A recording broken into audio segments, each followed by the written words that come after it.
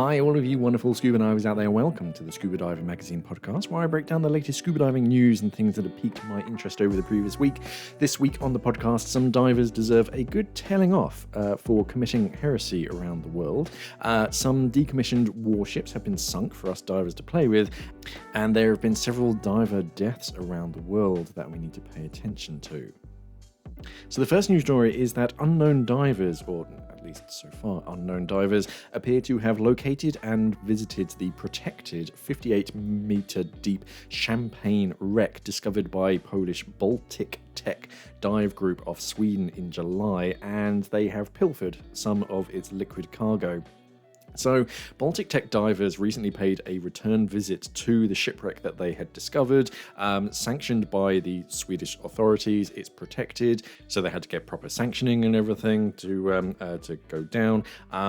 Which is when they found that the site had been disturbed since their previous dive. Their intention had been to go down to carry out a more thorough inventory than what they'd done before to see what was actually down there and inside, and for underwater photogrammetry specialist.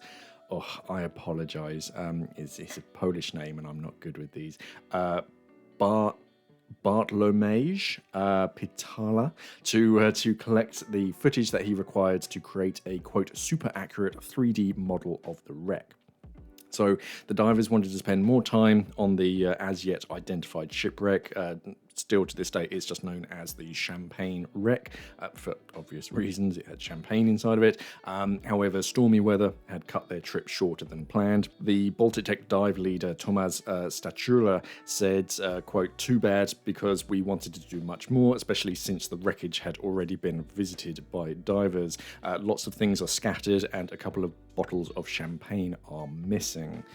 The discovery of the 19th century shipwreck some 20 miles off the coast in July had been reported to the Swedish Maritime Administration, which stated that whilst it had been aware of the ship, it knew nothing about it and knew nothing about its valuable contents. It was too deep. They were kind of aware that something was there, but didn't really know what it was. And it's just the fact that divers were going down that they could physically know what was inside.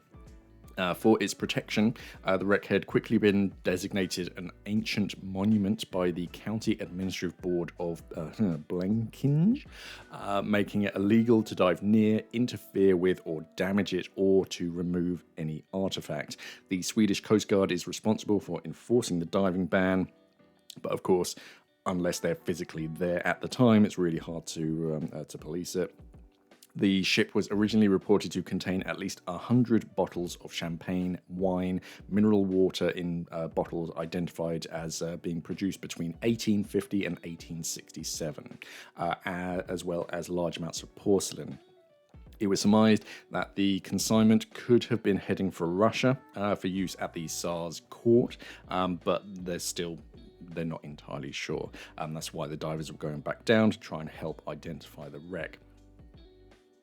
The contents have since been described as hundreds of corked bottles of over 150-year-old champagne of a famous company, a similar amount of ceramic, also corked bottles with seltzers, mineral water, and tens of kilograms of decorative ceramic dishes and bowls. So someone was quite sneaky and jumped on this dive and pilfered some bottles of champagne by the sounds of it. Similar issues in the Philippines, where graffiti carved into plate corals of the popular tourist item of Bohol in the Philippines has shocked local divers. A 50,000 peso reward, which is about 675 British pounds, has been posted for information leading to the arrest of those divers responsible for vandalizing the reef off Virgin Island, and a review of the damage and future risks to the coral have thrown the future of diving on the site into doubt. The damage was noted and shared by PADI dive instructor Danilo Dondon Menorius of the Bohol Divers Advocacy Cooperative. Names such as, it's spelt Mojak, but I'm guessing it's Mohak or something, and Min have been etched roughly into the to the healthy coral, which the location is known for. The Department of Environment and Natural Resources, Bohol Provincial Environment Management Office, and Panglau's local authority have launched an investigation. Unfortunately, there are still people who despise and ignore our little efforts to keep these corals beautiful. That was in reference to an incident last year when corals off a separate island southwest of Panglao were similarly graffitied, but those ones were actually shared through video footage. He went on to say, "We strongly urge all dive operators and divers to work together to prevent anyone found interfering and abusing our environment, especially under our oceans." Adding that the local authorities should ensure that all divers were fully briefed on what was and was not acceptable behaviour underwater, quoting, "Those who violate this will be punished, including dive shops and guides." The investigation teams are empowered to assess future risk to the reefs and order site closures, and any decision would be respected, said the governor. So yeah, if people keep doing this kind of stuff, they are just going to close dive sites, and then it's going to be really obvious who did it. I mean, granted, they literally signed their name on it like an idiot, so hopefully they'll be able to track down who it actually was. There's just no need for these kind of things. I don't get this kind of like culture where it's like, "Huh, look at that, that's like an awesome like piece of coral, let me scratch my name into it." It really does give divers a bad name when we do this kind of stuff. So yeah, if the old adage of "see something, say something." 2 Royal Thai Navy patrol boats are about to be sunk to form the basis of an underwater learning park for scuba divers. The vessel's final resting place will be in Sattahip Bay, home to Thailand's largest naval base south of Pattaya on the northern coast of the Gulf of Thailand. A decommissioning ceremony was carried out for, they got very unimaginative names, for Tour 95 and Tour 94 on the final days of August, and the vessels will be sunk on the 3rd of September, presided over by the Navy's Commander-in-Chief. According to the Navy, the project is intended to provide a new tourist attraction for divers that will promote marine biodiversity, and also as a tribute to those who served on the patrol boats for nearly 40 years. The Tor 91 class patrol boats were a part of a royal warship building initiative that began in the mid-1960s and saw 9 vessels built over the next 20 years. The 2 being sunk were later examples. Known as the Father's ships because of the King's endorsement. 94 was commissioned in 1981 and 95 was the following year in 82. Both were officially decommissioned in September of 2019. The Bangkok-built boats are 32 meters long, 5 meters wide. They carried a complement of 21, 2 diesel engines giving a top speed of 25 knots, although they can't do that anymore, and they were armed with a variety of guns. So they've stripped out all the nasty stuff and sunk them so they can like grow reefs, and yeah, scuba divers can play amongst them. Wreck divers in Malta have won a long-sought protection act. So scuba divers and free divers in Malta have long complained about the dangers posed to them by uncontrolled boating and fishing around the island's many popular wreck sites, including surface collisions and entanglements. Now it seems that their protests and petitions have finally been heard by the authorities, and they are celebrating the introduction of a conservation areas around wrecks scheme, which means the banning of non-dive boats and fishing at the near-shore sites of 21 popular ship and aircraft wrecks. The Department of Fisheries and Aquaculture and Transport Malta have named a number of sites where vessels other than dive boats are prohibited when divers are down, and in cases of 13 of the wrecks banned altogether. Within the conservation areas, only vessels engaged in recreational or technical diving operations are permitted to enter or moor after notifying Valletta Vessel Traffic Services. It's responsibility of skippers of diving support vessels to ensure that only appropriate signals in accordance with international conventions are used within the zone. All other vessels are required to maintain a safe distance and speed, which is just awesome news. Spearfishing, trawling, set bottom lines, trammel, gill and entangling nets, demersal pots and traps are prohibited in the conservation areas, though with some exceptions. In the most cases, it's prohibited.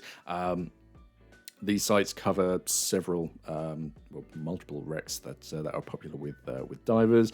Fishing gear such as trawling lines can, however, be used if and when non-dive boats are flying a diver down flag, though this exception doesn't apply to certain areas. It is all very complicated, but it's a step in the right direction.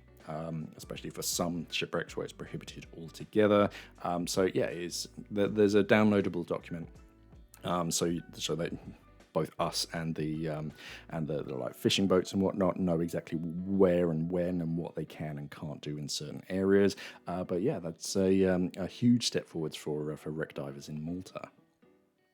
In Indonesia, an Australian female diver has died suddenly after surfacing from a dive at the Manta Point site on Nusa Penida Island off the southeast coast of Bali.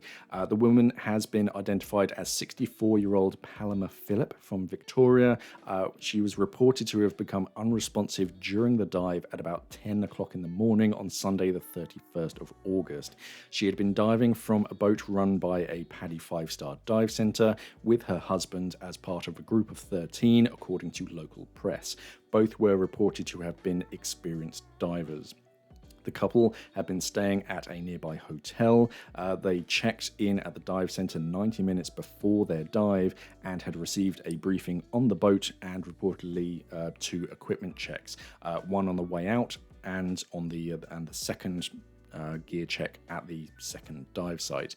Manta Point is a relatively shallow dive site, around 15-metre maximum depth, though cooler water, strong currents and poor visibility can be encountered there. Philip was underwater for only about 8 minutes before surfacing and returning to the boat with a guide, according to a police representative. She had been complaining of shortness of breath as she climbed the ladder with the help of the guide, but then fell unconscious. The crew applied CPR, but Philip did not regain consciousness and was declared dead on being taken to nearby Nusa Medika Clinic. An examination was carried out in hospital on the mainland, but a full post-mortem is set to be carried out only after the body has been sent back to Australia. And in the Canary Islands, 2 men, one a scuba diver and the other a free diver, according to reports, died in Puerto del Carmen, the main resort area of Lanzarote, on Thursday, the 29th of August. In the early afternoon, a 59-year-old British man reportedly suffered a heart attack during what appears to have been a shore dive. Members of the public raised the alarm at around 12:30 as the man was pulled unconscious from the water at Playa Chica, which is a cove popular with tourists and the resort town's southernmost beach. The Canary Islands Emergency and Security Coordination Centre dispatched first responders who arrived to find the diver in cardiac arrest. CPR proved unsuccessful and the man was pronounced dead at the scene. Some 6 hours later, a 41-year-old French freediver died after being struck by an inflatable boat. He had been diving in the El Poril area of Puerto del Carmen's La Tinosa port. The freediver was said to have been displaying both a warning flag and an orange buoy at the surface, but the boat reportedly passed overhead whilst he was still submerged, resulting in what proved to be a fatal collision. The Canary Islands Emergency and Security Coordination Centre directed both civil guard and police officers to the scene, but they were unable to revive the freediver, who had suffered a cardiac arrest. Both incidents are now under official investigation. So just be careful out there when you're going diving, and pay particular attention to your heart health and physical health, because it is a big deal, and it is a leading cause of incidents for scuba divers to have like heart attacks and whatnot. So yeah, just get yourself checked out. There are plenty. I mean, I was at the hospital early this morning, and they had a one of those free like booth machines that does like a quick check. Even if it's something as simple as that, or seeing a proper registered physician, just it's worth like a morning or an afternoon just to like check out and make sure there's nothing sinister that you don't notice in your day-to-day life, but with the extra exertion of like scuba diving, it can aggravate and cause some kind of distress. So yeah, just get yourself checked out. Nothing as far as new gear that I can think. Oh no, I did see a something pretty cool. I can't remember the name of it, but they cast a lead weight into the shape and size of a megalodon tooth, which I thought was pretty cool. Not practical in the slightest, and it was muy expensive. But yeah, I just thought that was kind of cool. Just to she had one on her hip, and you're like, huh, that's kind of fun. I'd never get one myself because I think it was like 25 quid for 1 kilo. And as soon as you wear it on a weight belt, lead is a very soft metal. That's going to dent and bend, and it's just ruined. So yeah, just kind of like an interesting keepsake. But yeah, that was kind of fun. But I haven't seen anything from any of the manufacturers, I don't think. So I'm going to jump into some Ask Mark questions. User Heavens, OB323U. I think I've seen them before. They say, how do you feel about the Cressy Digi 2 SPG? I like it. It's a smart little device. It's not a dive computer. That's the important thing. But it displays your current cylinder pressure, your current depth, maybe your average depth, or maybe your maximum depth for the dive, and it might do gas time remaining. I can't remember, but yeah, it's basically a smart submersible pressure gauge. It is battery powered, but I think it runs for like 1,000 hours or something, depending on the battery that you put in it. There's little like magnetic like face shield that you put on it between dives that puts it into like a sleep mode to save the battery. But yeah, I quite like it. They go on to ask, do I need an analog SPG for redundancy? Not really. The battery life is pretty good on it, so yeah, just change the battery once a year, once every other year. You should be fine. I like the functionality of seeing my pressure in numerical format and how much time I have left on my dive. Yeah, sorry, I thought you were like saying it was like a no decompression limit, like dive computer thing, which it won't do. By the sounds of it, yeah, that means it does like gas time remaining, which yeah, it is handy. My dive computer does that with a wireless air transmitter, so that is a consideration. But yeah, I do like the Digi 2. It's a smart little machine. Robin Murland says at this timestamp, you have routed your transmitter over your left shoulder. Okay, yeah.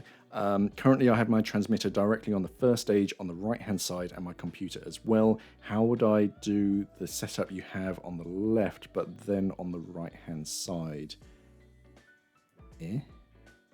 So in the video, someone was asking, I have my transmitter on the right-hand side, but my dive computer on the left. Robin's asking how would I put it on the right hand side. So a transmitter, you can just treat it like a submersible pressure gauge. If you look at the inlet, where the screw thread, you'll notice that the inlet is quite large for high pressure. That means that you can pop a swivel pin between the transmitter and the hose. Some transmitters, like the Sunto one, they actually give you a flow rate limiter. They had a recall a few years ago where they recalled every single Sunto transmitter. You're like, huh, really? Yes, really. They recalled every single transmitter. That's why they have a little circle on them nowadays. And yeah, you either fit like a flat flow rate transmitter into that hole so that you can screw it to the first stage, or you have a like double O-ring bar, sometimes with a flange that goes between a hose and the transmitter. And yeah, you can just put that transmitter on the end of a high pressure hose and fit it wherever you like. Just try to clip it somewhere so it doesn't like swing and bash, because now it's on the end of what we call in the industry a whip. So yeah, you don't want that like clanging around or being between two cylinders when they crunch together. But yeah, just get a high pressure hose, the length that you need. Most divers put it on a 15 centimeter hose just to give it some flexibility. But yeah, you can fit it on whatever length hose you like, and yeah, clip it somewhere so it's a little bit closer to your computer. Richard, 1976. As a recreational diver, is this, he's talking about the Shearwater Peregrine TX, is this a lot better than the Sunto Eon Core? Screen looks similar than the Eon Core, similar to the Eon Core.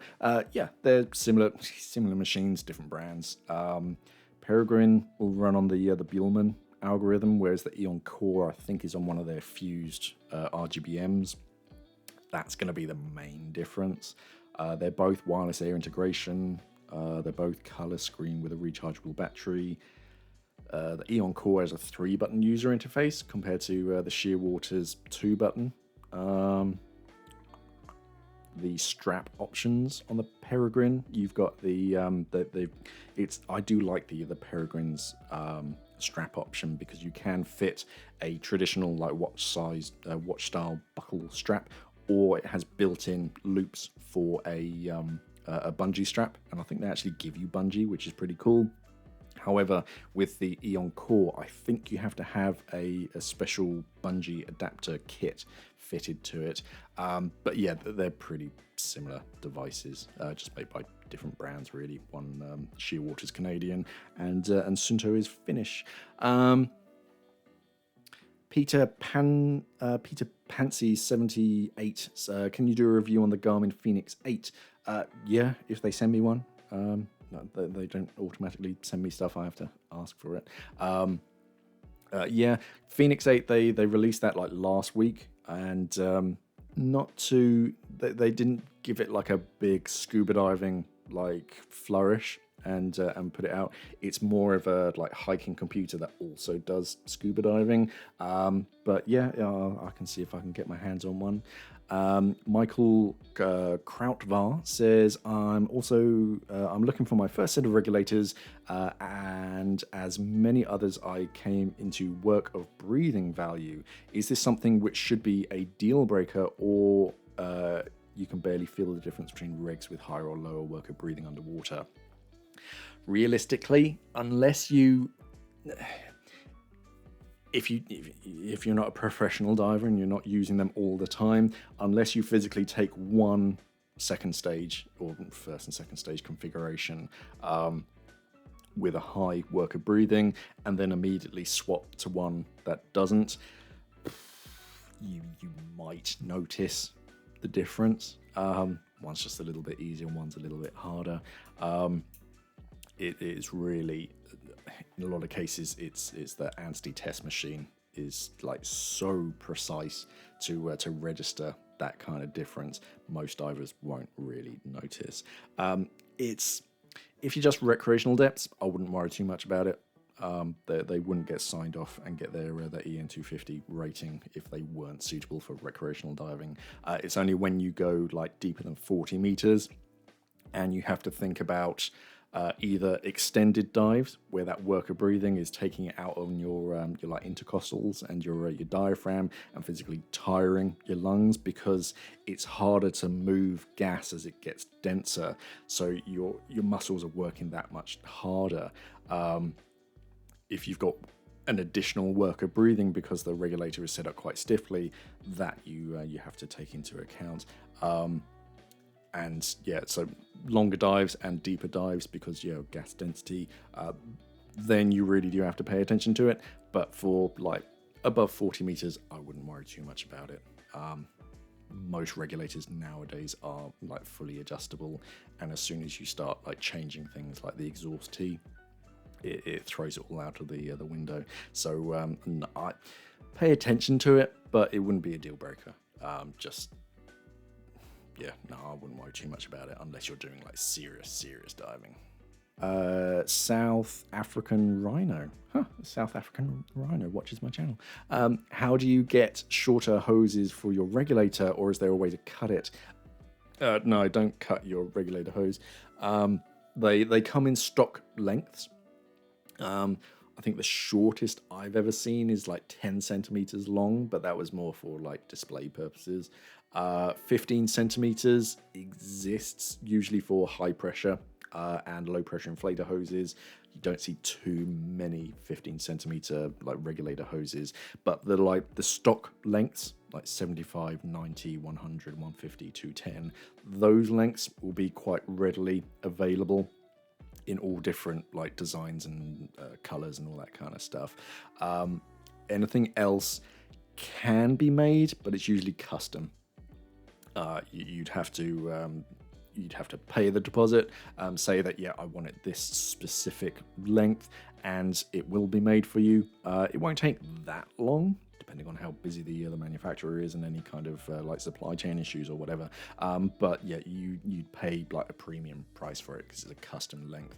Most set lengths are like, yeah, set for a reason. There are certain diving configurations, and yeah, they figured out that these are the most popular lengths.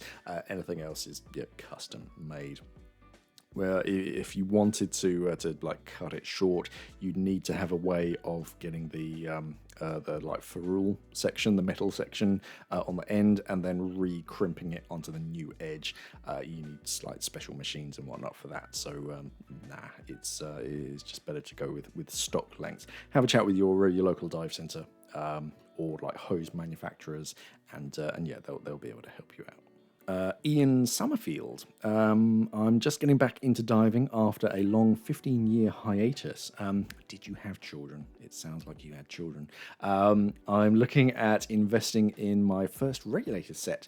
It's between the SCUBA Pro Mark 17, the Aqualung Helix, or the Maris 62X. Could you give me a bit of guidance? Also, should I be opting for DIN or yoke for UK diving and the Red Sea? DIN's always my recommendation. I always dive DIN nowadays because I've seen too many A-clamps slip an O-ring, and it's just a mess. I've never, ever, ever seen a DIN regulator slip an O-ring. And I've been diving around the world with DIN. As long as you like ask ahead of times. I mean, I always bring an A-clamp adapter just in case, but most of the places that I've ever been, I don't think I've ever used my A-clamp adapter, to be honest. Most places have like a DIN valve available. It's just a matter of ask ahead of time, just in case, because there are some small places around the world that still only have A-clamp valves, in which case just get an A-clamp adapter. SCUBA Pro Mark 17, the Aqualung Helix or the Maris 62X. 62X is a tiny little first stage. It's lovely for travel. It is cold water rated, but I think you can have a cold water kit fitted to it as well, which does make it a little bit larger, but it improves the cold water performance. That's a nice, solid, like tiny first stage. And yeah, good performance. Maras have always made really nice regulators. My first set of regulators was a Maras Abyss. That was a lovely regulator and breathes really nice and smoothly. It always used to be that Maras didn't add twiddly bits and things that divers could adjust because you didn't need to. They just set them up really nicely, and now they're starting to add twiddly bits, which I think is a bit of a shame. But hey, yeah, so that's a nice one. SCUBA Pro Mark 17, that's a strong workhorse of a first stage that's been around for a long time now, and it's a very tough first stage. I'd be very happy with that. That's got a 2-year service interval, I think, which is something worth considering. Instead of, yeah, Maras, you have to service once a year. SCUBA Pro is every other year, so I think it's every other year. Double check this for me before you take my word as gospel. But yeah, that's definitely a consideration. And yeah, I do like the Mark 17. I think, I don't know, SCUBA Pro hasn't told me this, but I feel like it's being replaced by the Mark 19, which is like a diaphragm version of the Mark 25 with like a swivel turret. But you still find the Mark 17 in some dive centers. I'm starting to see it less and less on the SCUBA Pro website, which in my mind, again, SCUBA Pro hasn't confirmed this, in my mind, I think it's being like discontinued and like sold through. So So I don't know if we'll see the Mark 17 for much longer, but they have to continue to support it with service kits, and because there's so many of them out there, I imagine Scuba Pro are going to continue. So I wouldn't worry about like long-term care. Aqualung Helix. Helix is probably Helix. There's two versions. There's Helix and Helix Pro. Helix Pro is better suited for colder waters. It's got an extra, I think it has a dry chamber, whereas the regular Helix doesn't. Again, I think it has the ACD, the auto closure device, which the other two don't. Does the Mares? The Mares might actually. I think some Mares do have an ACD or equivalent. It's basically a little plug that plugs the inlet to the first stage so that moisture can't get in when you depressurize the regulator. So that's pretty cool. Aqualung regs, they have a yearly inspection and a 2-year service interval. So 1 year of owning your regulators, you bring it into a service center to get it inspected, and then the following year it needs a full service, if that makes sense. So it's a cheaper version than getting it serviced every single year, but you still have to be without your regulator for a week or two. They're all good choices. I'd have a look at like service centers in your area, which one is closest. Otherwise, they're all top brands. There are some question marks about Aqualung in the industry at the moment because they've changed ownership, and that's all a bit up in the air. But yeah, they're all good, solid brands. Personally, I'd probably lean more towards the Scuba Pro, more for the colder water stuff, diving here in the UK, because it's a nice solid regulator. Or then it would be the 62, the 62X. I do like that little first stage. Then probably the Aqualung Helix. But either way, you're going to win. They're all nice regulators. And that's it for another week. So thank you very much for everyone for listening. Links to everything that I've spoken about are going to be down in the description below. Any questions, again, by all means, head over to the YouTube channel and pop them down in the comment section. Otherwise, remember to head over to our website, scudivingmag.com. Check out our magazine, everything that we do over there. Thank you for listening, everybody, and of course, safe diving.